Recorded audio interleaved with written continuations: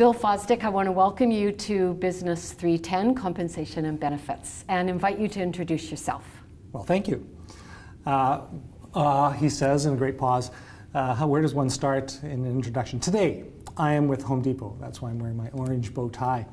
I've been with the store for a couple of years now as the HR manager for, at one time, the Santa store and now for the Langford store, so I'm getting familiar with the two different properties. But my career goes back a lot farther than that, and a young man who just came on board today said, "How long have you been in HR?" And I had one of those, again, long ums, and said, it's about 30 years. So I came out of school with a Bachelor of Commerce, just like a lot of the students now are coming out with their BBA. And I was going to be the world's greatest marketer. So that was my field, especially was marketing. And I came out of school, and I actually joined the Bay department stores, and they were in a growth phase. They were opening up stores all across the West, and it was a great opportunity to advance. So I started in merchandising, and I was putting toasters and kettles and things on the shelf and selling them to all of my friends who were also just coming out into the work world. And one of the things they asked me early on in my career was, would I do a stint in human resources or personnel? And it was part of their development plan. So you left the line and you went into a support function, and then you made a decision. And about a year or so later they said, well, you need to make a decision. Are you going to go back into merchandising or are you going to stay in HR? And I thought, I like people. I like what I'm doing. I'm going to stay in this field. And so I did. So I moved through a variety of positions with the Bay over a period of about 9 years. I worked in Vancouver, then in Regina, and then in Toronto. Each time moving up to a slightly bigger role, and was in Toronto as the manager of compensation and systems. So this was all of their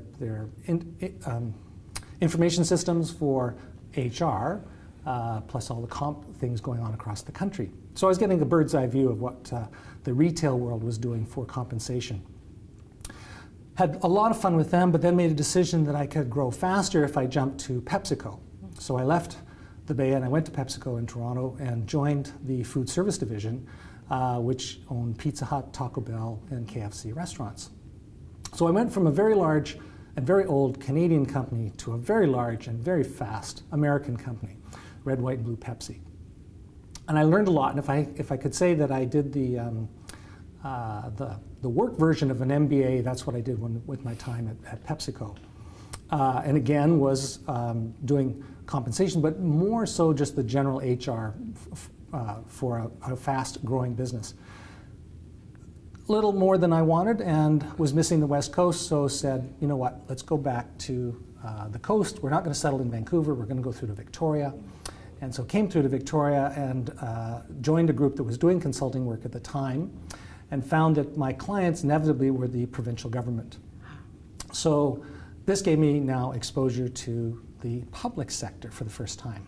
And it found then that every time I went out it was with another ministry, and soon enough someone says, well, why don't you come and work for us? And so I thought, well, that's not such a bad idea. And so I joined the Ministry of Forests.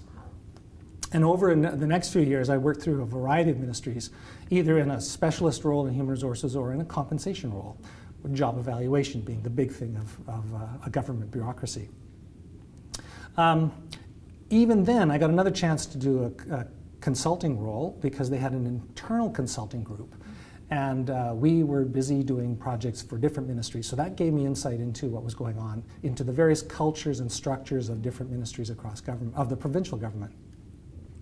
Well, rolled the dice again. I decided to go out on my own. I worked as a consultant. I did a little teaching, as some people will remember. And found that then I was providing services to a broader array of public and private sector companies, and often in, again, the job evaluation compensation end of things. So I did a little stint for a year or so with the City of Victoria, which gave me another level of government to look at, and then ultimately landed at Home Depot. And so here I am, 30 years later, still in the field of human resources, and now talking about compensation. Wow, a subject you love. Yeah, I do actually. I have a lot of fun with it. I really do. Great. So in Business 310, as you well know, one of the big subjects is rewards, and it's rewards as it's tied to managerial strategy. So if you could focus first on the public service and tell us about rewards and how it links to the strategy that managers employ. All right. Well, as either students will know from the first 2 chapters or so, or will soon learn, there are 3 corporate strategies that, well, I say 4. There are 3 corporate strategies plus none. So there are people or organizations that are looking and saying, we are a defender. We've established our territory. We know what we're selling. We're going to beat all comers at this game. We're going to offer the best price, the widest array of products, whatever it happens to be, and that's our strategy. At the other end of the spectrum, there's that prospector group that says, you know what, we're going to go look for new ventures. We're going to try new things. We're going to go where other people are not standing, and we're going to claim our market. And if anybody saw the paper the other day of a photograph of Google's balloon floating across the New Zealand skyline as they try and establish internet connection in the air with balloons. Right? Google has a whole lab dedicated to just dreaming about new ideas and new business ventures. And so they're at the other extreme. So there are those who are doing, we know what we're going to do, and we're going to keep doing it. We're just going to do it better and better. And then there are those who are venturing into new territory. And then in the middle, there's this prospector, there's this analytic group that goes, we've got a pretty good market. We know what we're doing, but where could we go next? What can we add on to this array? And so you ask me, well, where does public sector fall in all this? And I say, well, really, they're in that analyst group. They sit perfectly in there because they are looking at their market, the general public, the industry, all sectors of the economy, and saying, how do we respond to the things that they need? So when someone says, we're going to stimulate the economy with LNG, liquid gas, all right, what legislation needs to be in place? Who's going to be for it? Who's going to be against it? As the forest industry declines, well, what will take its place? And what legislation needs to be? So you've got a whole bunch of people who aren't really looking to defend the existing. They're not really going out looking for something new. They're just responding to what the market demands of them. And so you've got a very well-educated group of people, policy analysts, if you like, as the engine of government, that are looking and saying, what do we need to do? What are our options? Get some advice from our elected leadership. Go back, go another round. What do we need to do? What are the options? And keep funneling that circle, that logic back and forth until ultimately a decision is made or a direction is defined. And that's that analytic model, if you like. So mixed in there then, and you look at the public service, and it's pretty much the same for all levels of government, whether it's municipal, provincial, or federal. You have a huge proportion of people who are governed by collective agreements. And if you look at the pillars that those agreements are built on, you've really got equality, security, what did I think was the third one? Seniority. I knew there was one of them. So equality, security, and seniority. Each of those then puts some restraints on what government can do. As much as government would like to move more towards the private sector model and emulate them, as they analyze and say, oh, why can't we do that? They are bound by those 3 pillars in which they then are limited as to the kinds of things they can do. And there's a 4th lens that gets laid over on that, and that's really, what will the public accept? What does the public eye see? And as often as not, they will say, well, if I was to do this, what would the headline in the newspaper look like tomorrow, and can I live with that? And so the compensation policy of government then really does parallel nicely with the analytic model, or the human relations management strategy then, that says we need to offer good pay. We need to offer a good array of benefits. We need to provide that net of safety. But we can't get too carried away. We can't start offering all kinds of bonuses or incentive plans or spurious rewards that the public will go, well, I don't get that in my job.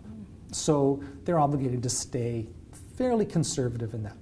But there is another part, and that is that the public sector, as an entity, also becomes a role model.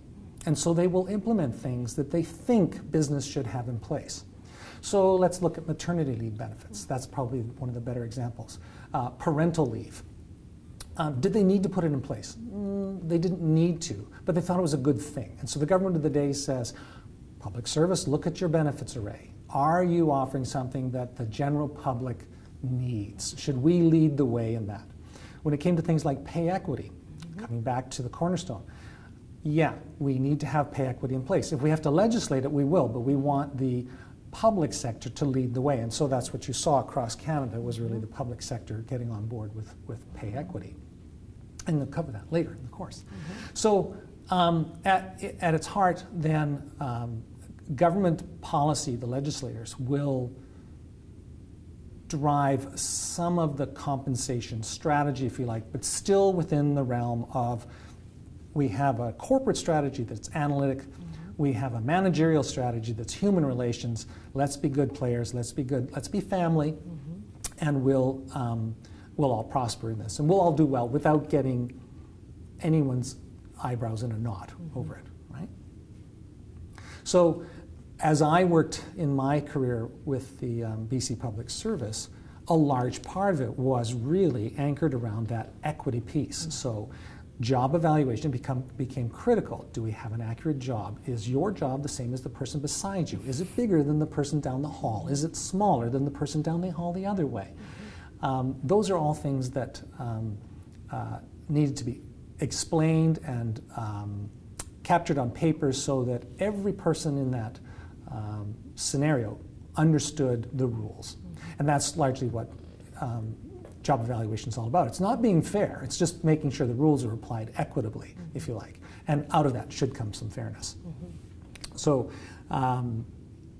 in terms of the pay figures, if you go now to the dollars, you find that the government direction was, let's be closer to the private sector in what we pay people. And so you saw rates of pay for executives jumping dramatically, doubling in fact, and moving up again. In this week's paper, if you saw the stories about Christy Clark and her senior officials and what they're getting paid. Are they in the realm of hockey players? No.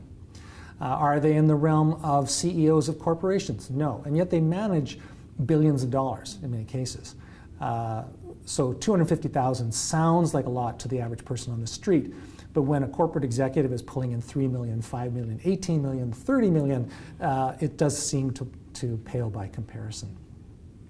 So you see some small bonus schemes they've put in place for executives, for the deputy ministers, assistant deputy ministers in the government, but it really didn't come or trickle down to the lower management ranks, if you like, of the provincial government. But historically, I should go back, there was a bonus scheme for government managers going back to the late 70s, early 80s. But unfortunately, nobody ever missed the bonus. So it really wasn't a bonus, it was just an add to pay. And so the government of the day did away with that and said, we're really not driving anything, we're not creating any incentive here, we're just paying out extra money.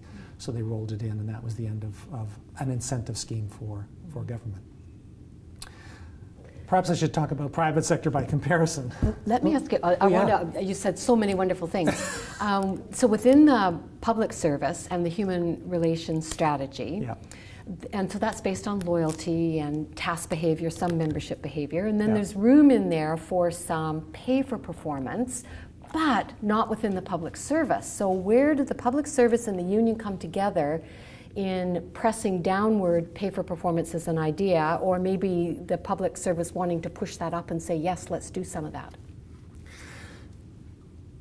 Okay, there's a couple things. Let's look at where government has tried to put some of that in place. And one of those ventures was gain sharing.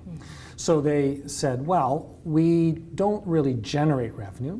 There's taxes that bring money in and fee for service and that sort of thing. But they're not out to go and garner that, to drive a market and say, hey, let's boost the number of dog tags we give people, right? Or sell to people. That, you've got a target this year, you need to up by 10%.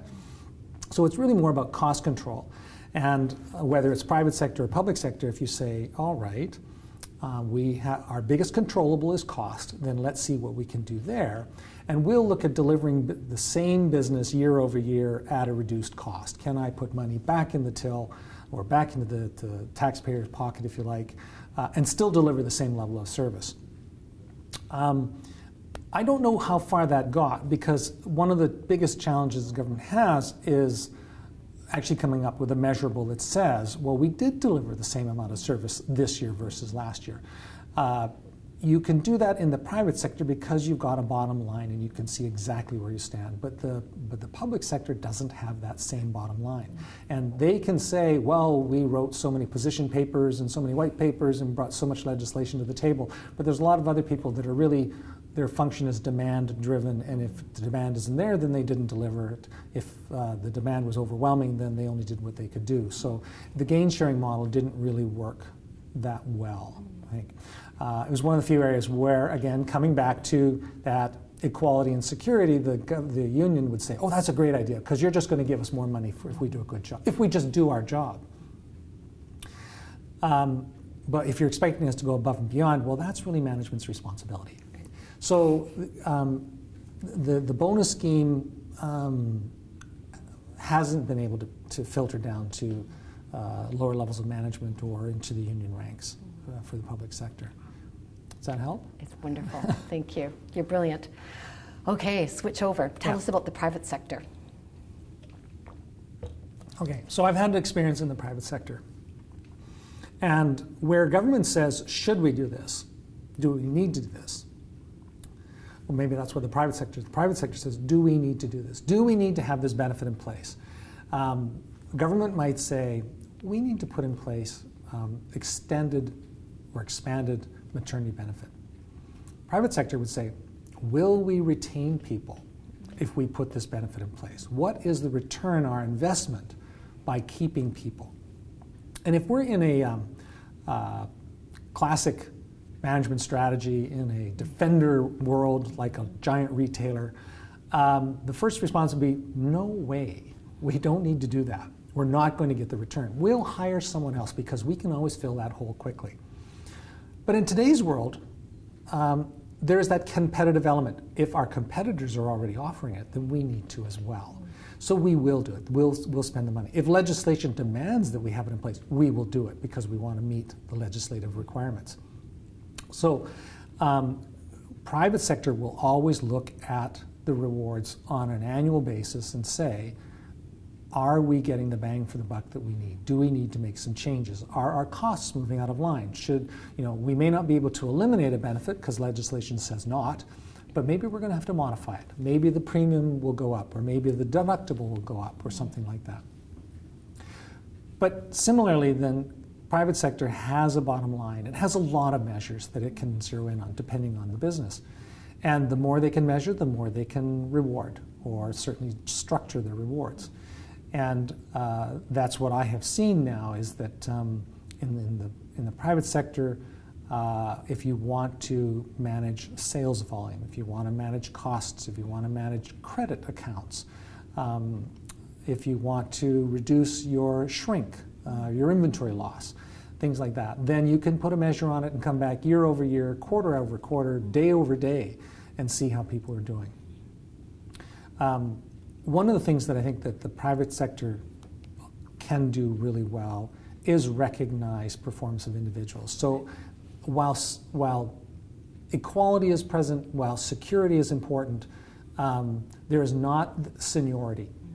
That's the one thing in a non-union environment that gets set aside and says, you know what, we will replace seniority with performance. If you are a good performer, we'll reward you, we'll keep you, we'll grow you. If you're not a good performer, we're going to get rid of you. Plain and simple. You won't get as big a raise, you won't get as big a bonus, you won't receive the incentives, you will become discouraged and leave, is really what comes down. If you like those things and respond to those things, then you're going to grow and thrive in that environment. So you can get promoted, you can get a bigger paycheck, you can get a bigger bonus, and so on. What I do see then is much greater recognition of small accomplishments in the private sector. In the public sector, it can be, well, they're expected to do that. They just did their job. Whereas in the private sector, you can say, good job, you did a great job. You did what we asked you to do. We're going to recognize that. And it may be small amounts, but it means someone goes home at the end of the day and says, hey, honey, guess what? My boss recognized what I was doing today. And I thought I was just doing my job. So I think that's really cool. In terms of bigger incentives, they will range from a target of 10% of pay up to a target of 50% of pay, and then in larger companies and bigger industries, you can make double or triple your base pay. They will all hinge on how the market is doing. So if the economy is flat and not growing, then those bonuses will get set aside because they don't deliver. And someone who doesn't receive a bonus says, I'm not playing this game anymore, and moves on. So we do review our performance pay schemes within the year. So that means that a bonus based on year-over-year performance may get reviewed mid-year to make sure that it's going to work. Because if it's not, then we know that people will say, I'm not playing anymore. Yeah. There are a lot of other tools then that come into play when you have a publicly traded company, because now you've got shares to play with, you've got deferred profit sharing, there's other income revenues or other income sources then that allow you to gain commitment of the individual to stay with the organization, because they don't pay out in the short term, they only pay out in the long term, right? And I think that's where government chases the private sector down that path, saying, oh, we'll match them on the base pay, but we really can't do anything on the incentive. And when you look at those giant paychecks of CEOs, most of that is incentive. It's, it's $800,000 for showing up for work, and it's another $2.5 million for delivering on the bottom line. That explains Air Canada to me, the model that they used. I always wondered. Yeah. Robert Milton's salary and how that worked in a declining airline. Well, and the banks are the same. That they have delivered in some aspect of their business in double-digit growth or something, and that just means it pays off it pays off in terms of the share price going up, because then the owners believe they're getting value for their money, and that is usually what is one of the drivers for the executive of a company. Right? And we're reminded of that, to look after the customer, to look after the employee, and to look after the shareholder. So our triple line, if you like. Yes. Yeah. So let's assume that we're in a retail business and most of the people who work there are either unskilled or semi-skilled. Is there a role at that point for individual pay for performance, whether it's commissions or piece rates or what? How does that work to motivate? Thinking of motivation. Well, it's funny you should say that, because money doesn't motivate. Yeah. That's the principle that comes through in Long's book. There are people who are motivated by money, but when you actually listen to them, they're actually motivated by their results versus their peers, their results versus yesterday's accomplishment. So thinking about one of our employees who's a tremendous sales associate for appliances, he really doesn't come and say, wow, my paycheck is going up, because actually it isn't. He doesn't earn commission. He is really aware of how he's doing versus his peers in other stores in the country, how he's doing versus the staff in the store, how he's doing versus the sales for the store in total, what portion is he contributing. And I've seen that with other associates. When you listen to them, it's not about earning bonuses or incentives. It's all about their own self-worth driven by their accomplishment.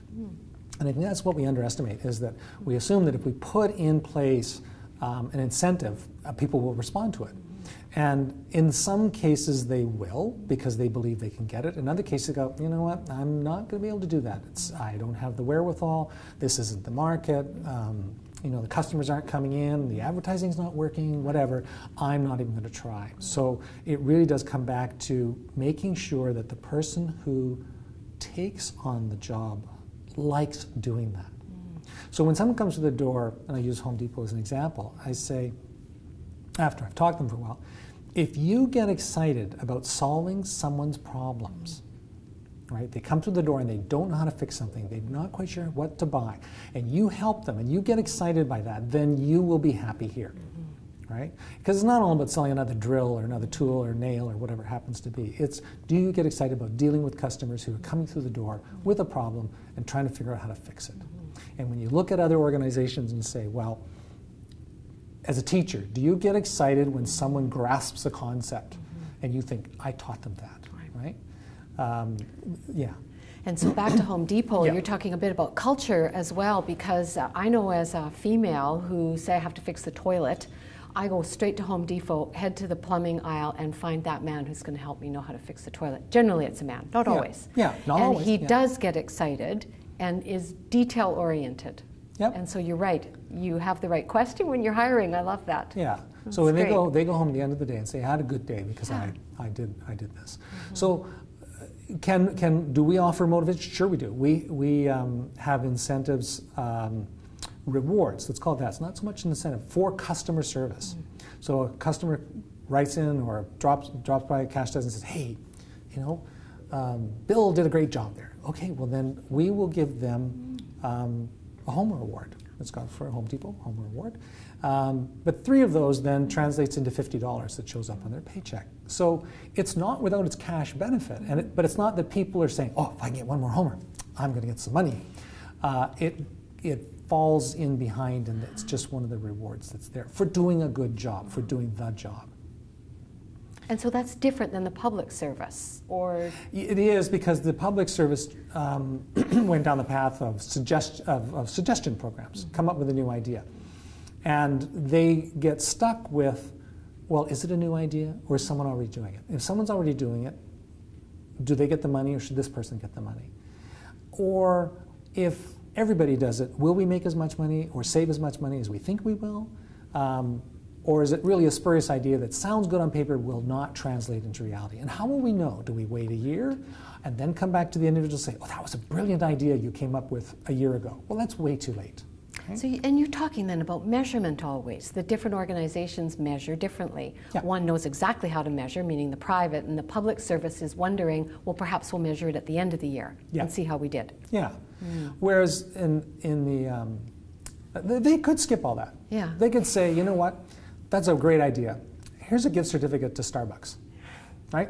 Or a gift card. Or here's a Chapters gift card, whatever it happens to be. Here's a pizza. And people go, well, thanks. Oh, I thought it was a good idea. And then if it did translate into something, let's come back later and say, you know, that really did pay off. We want to give you some more recognition. And we do that. In the private sector, you can do that. In the public sector, someone will pick up the paper and say, oh, they're giving Starbucks cards to employees in government. Right. I never got a Starbucks card at work. They shouldn't do that. And you go, okay, it's a very good idea, but in the public eye, can always be perceived as negative. Which is almost the shareholder idea. It is, but there's a shareholder that says, did that associate of yours deliver more sales on the bottom line? Good, give them 2 cards. Right?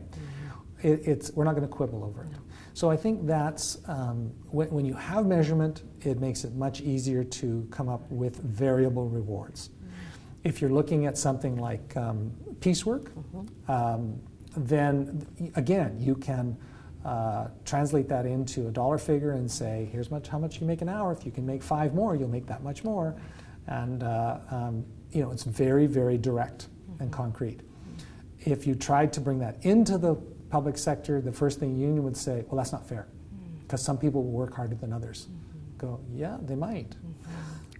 But, so we won't put that in place. So there's always a detractor, or there's always that second eye, and you have to say, what will the opinion be? Can we make it work? So government will stay within the strategy of human relations, which is, we're going to offer a fair wage, which we think represents what the market should be, that someone can make a living, and we'll give them a good safety net of benefits, but we're not going to have any real incentives because it just doesn't fit into our strategy. Yeah. So if you could build a hybrid business that had a little bit of both public and private, what would you pull? What would you bring to it that works well in both, in your experience? Well, I tend to look at the world as having sort of about 5 tiers of employers.